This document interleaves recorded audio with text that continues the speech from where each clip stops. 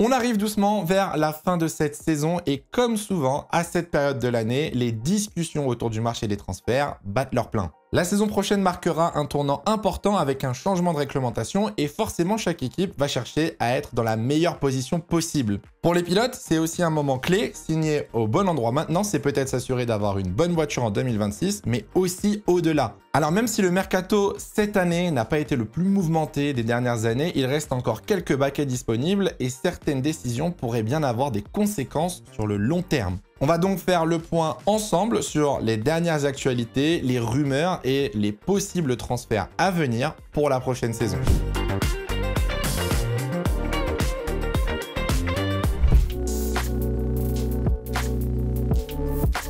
On commence avec Mercedes.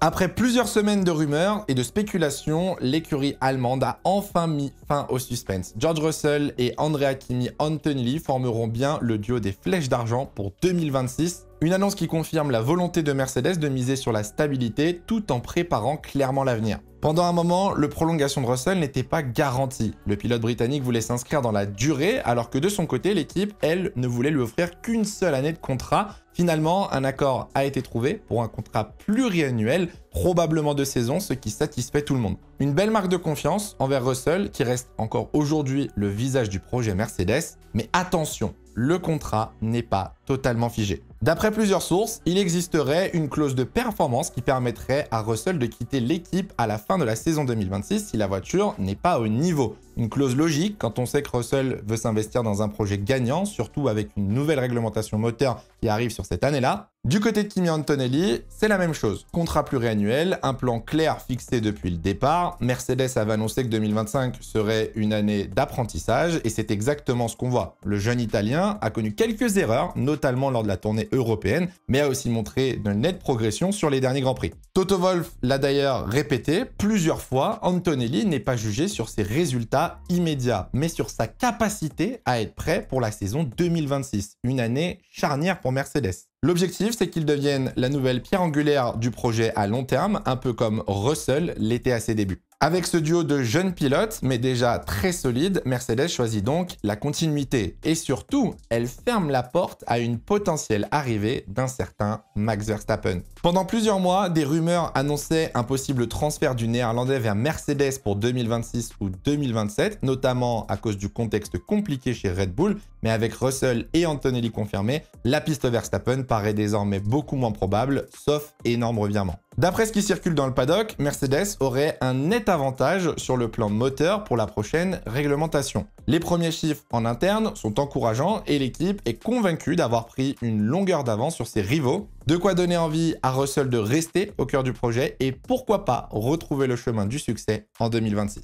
En résumé, rien de révolutionnaire chez Mercedes mais des confirmations très importantes. L'équipe s'offre un duo cohérent, une base solide pour aborder une nouvelle ère en Formule 1 et surtout une vraie stabilité au moment où beaucoup d'autres écuries sont encore dans l'incertitude.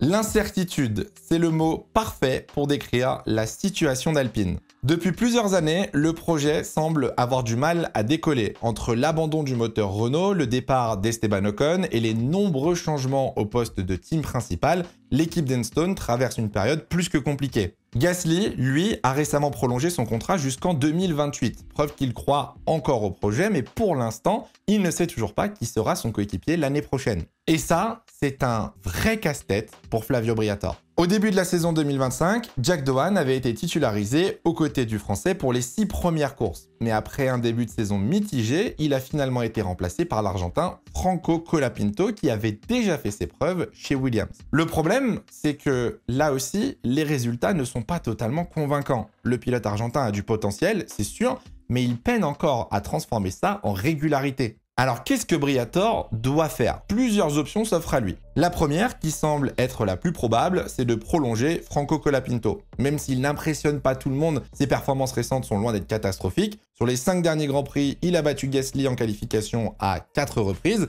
ce qui prouve qu'il a du rythme sur un tour. Mais surtout, Colapinto apporte avec lui un soutien financier très important pour l'équipe. Pour preuve, la livrée d'Alpine sur la tournée américaine. Alors même si Colapinto n'est pas encore une évidence sportive, il remplit quand même plusieurs cases stratégiques. Et ça, Briatore le sait très bien. Deuxième option, c'est donner sa chance à Paul Aron. Le jeune Estonien a rejoint l'équipe au début de la saison après une très belle campagne 2024 en Formule 2 et il occupe actuellement le rôle de 3e pilote. Il a déjà pu participer à plusieurs séances d'essais libres avec Alpine et Sauber. Aron est un profil discret mais très prometteur, travailleur, appliqué et surtout déjà intégré dans l'environnement d'Enstone. C'est une solution crédible, surtout si Colapinto ne parvient pas à terminer la saison sur une bonne note. Briatore a laissé entendre que le choix final pourrait dépendre des résultats avant la trêve hivernale. Troisième option, aller chercher une solution externe. Même si Briatore a affirmé que sa préférence allait à Colapinto ou Aron, on sait très bien qu'en Formule 1, rien n'est jamais figé. Le marché des transferts est encore plein d'opportunités et certains mouvements autour de Red Bull et Visa Cash App Racing Bulls pourraient créer des ouvertures inattendues. Des pilotes comme Liam Lawson ou Yuki Tsunoda, s'ils se retrouvaient sans volant, pourraient très bien devenir des options sérieuses pour Alpine. Et ce ne serait pas la première fois que Briatore surprend tout le monde avec un recrutement inattendu. Alors oui, les résultats de 2025 ne font pas rêver, c'est clair. Mais paradoxalement, Alpine pourrait devenir un bon pari pour le futur. Flavio Briatore semble avoir un plan solide sur le long terme et surtout à partir de 2026. L'équipe bénéficiera du moteur Mercedes qui, d'après plusieurs rumeurs, aurait déjà une longueur d'avance sur la concurrence. Si les performances suivent, Alpine pourrait bien remonter dans la hiérarchie et retrouver une place bien plus conforme à son potentiel.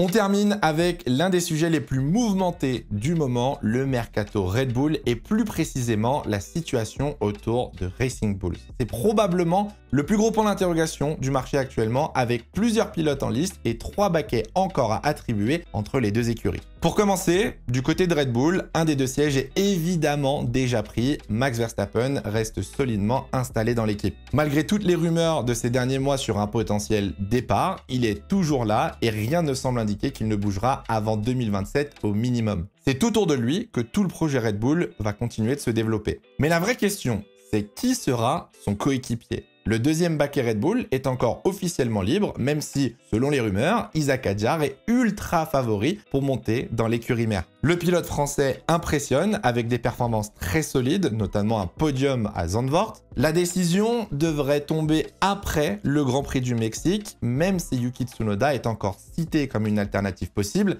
La tendance du paddock est très claire, Hadjar devrait être titularisé chez Red Bull aux côtés de Max Verstappen. On en reparlera plus en détail bien évidemment quand l'annonce sera officielle et on vous fera une vidéo à ce sujet le plus rapidement possible. Mais du coup, si Hadjar monte chez Red Bull, il resterait 2 baquets libres chez VCARB et là, plusieurs scénarios sont possibles. Aujourd'hui, Liam Lawson occupe déjà un de ces sièges. Il a montré de belles choses dans le passé, mais depuis le début de la saison, ses performances sont jugées comme correctes sans être incroyables. Il doit encore convaincre la direction de Red Bull qu'il mérite sa place pour 2026. Et quand on connaît la politique du groupe, on sait que la patience n'est pas vraiment leur point fort. En concurrence avec lui, on a Yuki Tsunoda, qui pourrait être rétrogradé de Red Bull vers Racing Bulls si Hadjar prend effectivement sa place dans l'écurie principale. Après 4 saisons dans l'écurie sœur, le japonais est grandement monté en puissance et s'est vu offrir un baquet chez Red Bull en début de saison. Malheureusement, pour Tsunoda, il est en grande difficulté face à Max Verstappen et ses performances ne sont pas satisfaisantes. Un syndrome assez fréquent au final pour le second pilote Red Bull. Cependant, ça reste tout de même un très bon pilote et il aurait largement sa place pour un retour chez VCARB.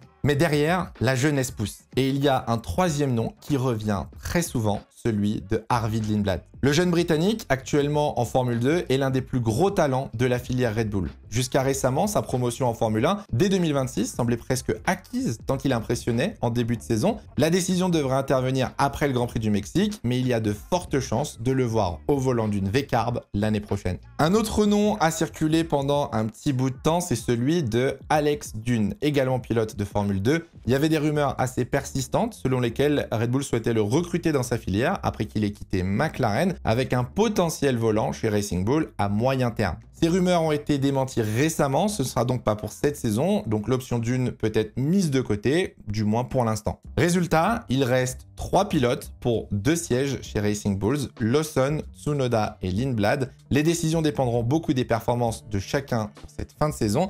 Et dans le cas actuel, on serait sur un duel entre Lawson et Tsunoda pour accompagner Lindblad en 2026. Mais du coup, si Lawson est gardé, que devient Yuki Tsunoda ? Il pourrait partir chez Alpine, où un baquet pourrait se libérer aux côtés de Pierre Gasly selon les décisions de Flavio Briatore. Il pourrait rejoindre Aston Martin en 2026 en tant que troisième pilote, poussé par Honda qui souhaite absolument avoir un pilote japonais au vu de la collaboration moteur. Peut-être dans un premier temps en tant que pilote de réserve, pilote de simulation, pourquoi pas pour se préparer à un éventuel départ de Alonso ou Stroll en 2027, en fonction de la forme des deux. Ou alors, tout simplement, rester dans l'écurie Red Bull Racing, mais accepter de quitter le rôle de titulaire, ne plus être présent sur la grille et avoir un rôle de troisième pilote. A l'inverse, Liam Lawson se retrouve dans le même scénario. Si Yuki Tsunoda est conservé aux côtés de Arvin Lindblad, il pourrait alors chercher un baquet sur la grille comme du côté de chez Alpine, ou pourquoi pas rester troisième pilote de l'écurie Red Bull Racing.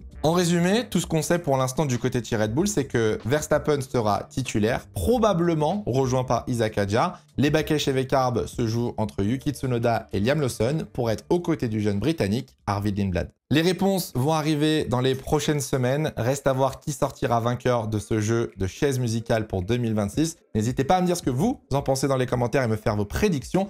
Nous on se retrouve très bientôt pour une prochaine vidéo. Prenez soin de vous, c'est le plus important. Ciao, ciao.